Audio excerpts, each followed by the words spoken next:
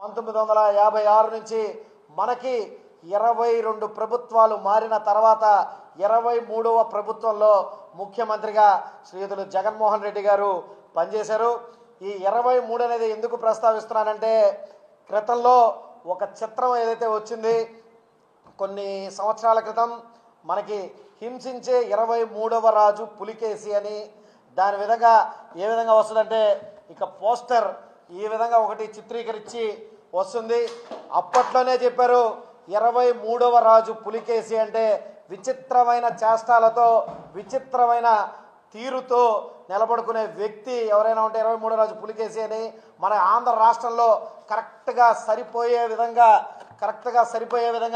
మన జగన్మోహన్ రెడ్డి గారు ఆయన చేసిన చేష్టాలు కానీ, ఆయన పెట్టిన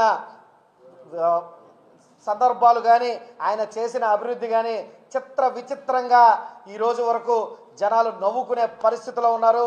దయచేసి చెప్తున్నాము, అయ్యా జగన్మోహన్ రెడ్డి, నువ్వు హింసించే పులివెందుల పులికేసి, అందుకే జనాలు నిన్ను వేశారు నేలకేసి. ఇది అయినా కూడా నువ్వు తెలుసుకోకుండా ఇంకా ఒక ముఖ్యమంత్రి అని నువ్వు భ్రమించి మాట్లాడుతూ వస్తున్నావు. రానున్న రోజుల్లో కానీ మరొక్క తూరి మా నాయకుడు శ్రీ పవన్ కళ్యాణ్ గారి జోలికి కానీ, మళ్ళా పవన్ కళ్యాణ్ గారి మాటల్లో కానీ మరొకసారి వస్తే నీకు ఇంకొకసారి పద్ధతిగా కూడా ఉండదు. ఎందుకంటే కేవలం 11 స్థానాలకే నిన్ను పరిమితం చేసింది ఈ ఆంధ్ర రాష్ట్ర ప్రజలు. రానున్న రోజుల్లో ఆ 11 స్థానాల్లో ఇంకొక అక్షరాన్ని కూడా మాయం చేసేసి కేవలం 1 స్థానానికి నిన్ను పరిమితం చేసే పరిస్థితి నువ్వు తీసుకొని వచ్చుకుంటున్నావు. ఎందుకంటే నువ్వు ఎంత ఓవర్ కాన్ఫిడెంట్గా ఉన్నావంటే, కరెక్ట్గా ఎలక్షన్స్కి ఒక 3 రోజుల ముందర 4 రోజుల ముందర ఒక ప్రముఖ ఛానల్లో ఇంటర్వ్యూ ఇస్తా, వై నాట్ 175 అని చెప్పి మాట్లాడిన ప్రబుద్ధుడు నువ్వు. ఈరోజు వై నాట్ 175లో అన్నీ ఎగిరిపోయినాయి.